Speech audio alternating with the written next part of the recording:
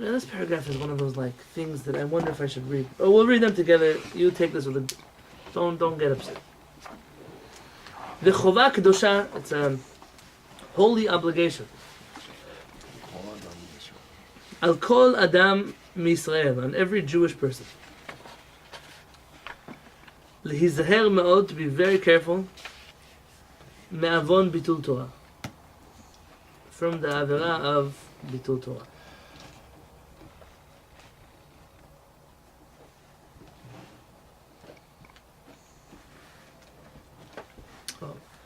About Hilchot Mikvot. I was telling my father Hilchot Mikvot. There's a reason for this. Hopefully one day Hashem will have the mikveh. That's where it came from. V'kvar hizhiru Chazal, and our rabbis already warned us. Bekama mekomot, in a few places. Shekol minei gzerot kashot, that all kinds of harsh decrees, upuraniot, and disasters, baot al Yisrael, baot, come on Yisrael, the Jewish people. Ba'avon bitul Torah, because of the avon, of the sin of bitul Torah. I'm going to read you quotes. If you like, I can read every one of those Rashi letters. I'll just tell you the source of where that comes from. V'amu Chazal, the rabbis say, Sheba'avon bitul Torah, that from the sin of bitul Torah, banim metim, children pass away. This is so not my genre of reading. I'm just reading because these are words of Chazal. But tzaddikim etim, and the righteous pass away. These are from Masechet Shabbat. Uva galut al Yisrael, and the exile continues on the Jewish people. That's from the Midrash Rabbah. V'agshamim netzarim, and the rain stops. That's from Masechet Tanit.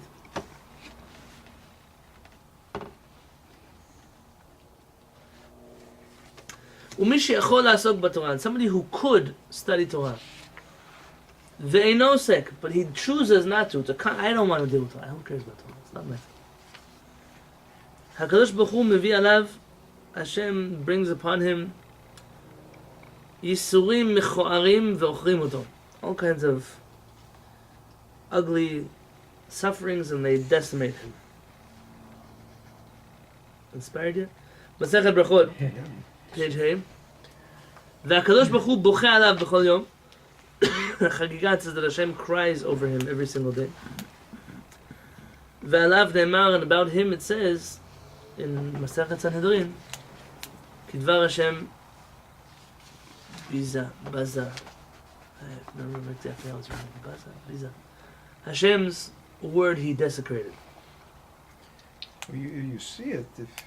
Like you go on like more secular Facebook groups with Jewish studies people, and the destruction and misunderstanding about Israel and human rights there, in the political sense, and the self-immolation of, thinking that we're somehow racist or apartheidists or so forth. How the Jewish intellect, when it doesn't have this body of a guide like this, it makes huge errors. Judgment. A person who doesn't study Torah is miskin. He's lacking something.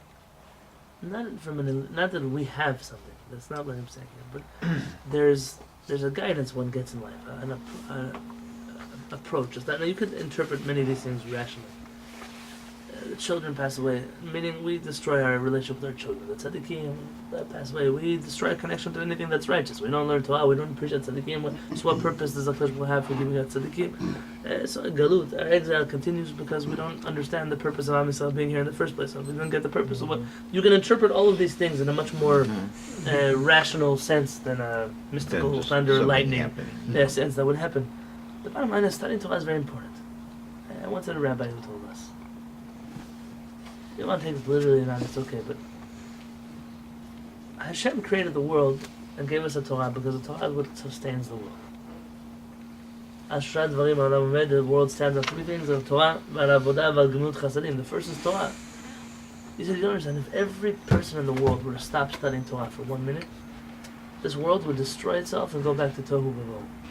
Go back to emptiness and nothingness. Is to understand that when you study Torah, that's the reason electricity flows through the light bulb. That's the reason why someone's car is driving outside. That's the reason why people are safe somewhere in the world. But your Torah is what powers the world. The world also needs an energy from somewhere, an electricity from somewhere. That source is a study of Torah. And our rabbis are always very careful to make sure that the world would constantly be absorbed in the study of Torah. Why would Rabbi Akiva give up his life? Rabbi Akiva couldn't just stay at home and learn Torah in his mind. He knew the Torah by heart. Why did he have to endanger his life to keep teaching it to other people? Some rebellion against the Romans. He already saw what happened with Bar Kokhba and rebellion against the Romans. Rabbi Akiva knew it's not about me. If I stop teaching the world Torah, if people stop studying Torah, if I'm not, the world will cease to exist. The world is powered on the study of Torah. Knowing that studying of Torah is not an intellectual pursuit alone. There is an intellectual element of the Torah that we receive when we study certain parts of the Torah. It's not just about making me feel good and happy. There are parts of Torah that really make you feel good and happy. It's not just about knowing what to do and knowing how to keep Shabbat and knowing how to connect to Hashem and knowing how to pray. It's also about the fact that the Torah is the reason for the world's existence. It says, "Yistakel kucha brichu be'oraita." Hashem looked into the Torah, uvari alma, and then He created the world. And He created this world. The blueprints was His Torah. The Torah gave us, well, this is what the world should look like because there is a Torah. And why did He wait so long to give it to us? That's a great question. But the world was created. Torah doesn't get outdated. It doesn't get. When you find people saying Torah gets outdated, Torah can become outdated if the man-made innovations on the Torah don't match up to the time. Don't get afraid. Don't be afraid for what I'm telling you. If I ban smartphones with internet, because that's the biggest avera a person can do, aside from eating bacon and eggs for breakfast. There's some rabbis that say that. It's an opinion going around the Jewish world. What happens in 2 years from now when, I don't know, nobody has smartphones. They have some kind of invisible screen in their eyeball. I don't know what it is that person's going to have. And now his Torah became irrelevant. There's no reason to talk about this anymore. That's what becomes irrelevant. And people confuse that very often with the Torah, which is constantly relevant that the world was created with. The Torah is the purpose of our being. It's why Kihem Chayenu V'Oruch Yamenu. It's our life. It is the reason we live a long life. Uvahem Negiyam Avalayla. And these are the words that we will study day and night. How can a person say this in Shema Yisrael every single night? But that's not really how they feel. I mean, at the very least, you don't study Torah all day and night. Good. I'm telling you, neither do I. Not everyone merits to that. Some of us have lives we have to take care of. But at least that desire that if I could be. I had a man. What decided for tonight? I had a man staying with me. He didn't actually stay with me. He came to eat dinner with me. Him and his wife. I met them at Camp Pendleton. I stopped because my kids were just jumping around. Let's take you for a walk a little bit. So on the way back from Los Angeles. So no, we ran back from LA. I said, okay, well, you can barely stop anywhere over there. They have this little place you can stop. I said, oh yeah, let's get out. My son did the same thing. I'm standing there. Someone comes over and speaks to me in Hebrew. I said, oh, Shalom Aleichem. We started talking. Tourists visiting from Israel. And they have grandkids here in New Jersey, and they said, "Oh, we always come to New Jersey. Why don't we try to the West Coast for a little bit?" They were coming through, a very nice religious couple,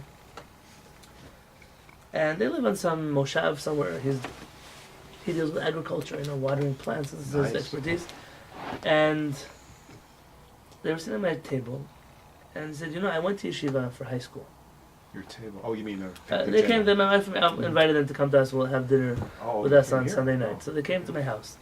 They did Shabbat somewhere else, and we were talking over dinner. And he was saying how he always wanted to go to yeshiva after high school, but that was a choice that he made. It was a choice he made then. He wanted to go to the army and university, and he didn't want to delay time for a few more years to just sit and learn. In Israel, a lot of people, they take a year or two before the army or after the army, and they just learn a little bit before they start university and the army and everything else that comes with life. He said he never got a chance to go to Yeshiva Gva. And his wife said, he regrets it until today. So what does he do? Now he's retired. He studies Torah every day, what he can. But he has 1 day a week that he goes to Yerushalayim. And from the morning until the night, he learns in Yeshiva. 1 day a week. His wife also comes. She also retired. She goes to seminary for ladies, he goes to yeshiva, and they study Torah. He made it his goal that in the time that he would have more time, that he's going to show that he really meant it. And I really mean it. Now that I have more time in my day, we shall learn Torah. If one day, B'ezrat Hashem, in our Beit Knesset, if we can have everybody in San Diego who's retired, who's looking for what to do during the day, and they already go to their gardening class over there, and they go to their spinning, weaving class. There are people that's not what they retired for. They are brilliant people. If we could have a kollel of senior citizen kollel, people who now they have the opportunity their whole life to learn Torah. This would be something. This would be something incredible, and you could change the whole concept of what it means. Why do I know? But my grandfather went to a senior citizen kollel. Everybody was retired, and he said, in Yemen, you worked in the field until you dropped dead. So they made him retire at 65. Whenever they made him retire from his government job. And what do you do now? He says there's a kollel. There's a kollel just for people who are all retired and collecting their social security. And there's a rosh kollel who gives the shiurim. They learn like people. You've never seen people learn so much. Wow. At his shiva, I wasn't there, but at his shiva, they had so many people come from this kollel. They used to bring a bus 3 times a day, twice a day, morning and night, twice a day from his kollel. A bus of all these people that came to pray. The city of Kehillat sponsored a tent, like one of those, big, like I have for my sukkah. I don't know what it's called, like a party tent, in the backyard of the house, in order for all the people who were coming from the kollel to come sit and learn there. They would learn there in the morning, they learn there at night, and then, oh Hashem, there's such a thing that exists in the world. There's so much that can be done in terms of learning Torah. And learning Torah is what makes people on fire. People think it's sitting around a campfire singing Kumbayahu. There's a time and place for that also. But the learning of Torah, and not just Torah that I don't want to study, Torah that I do want to study, the kind that I waited until I had time to study this. Like I told, the books on my bookshelf, they're not essential for me right now, and therefore I'm waiting until the time I have more time to look at them.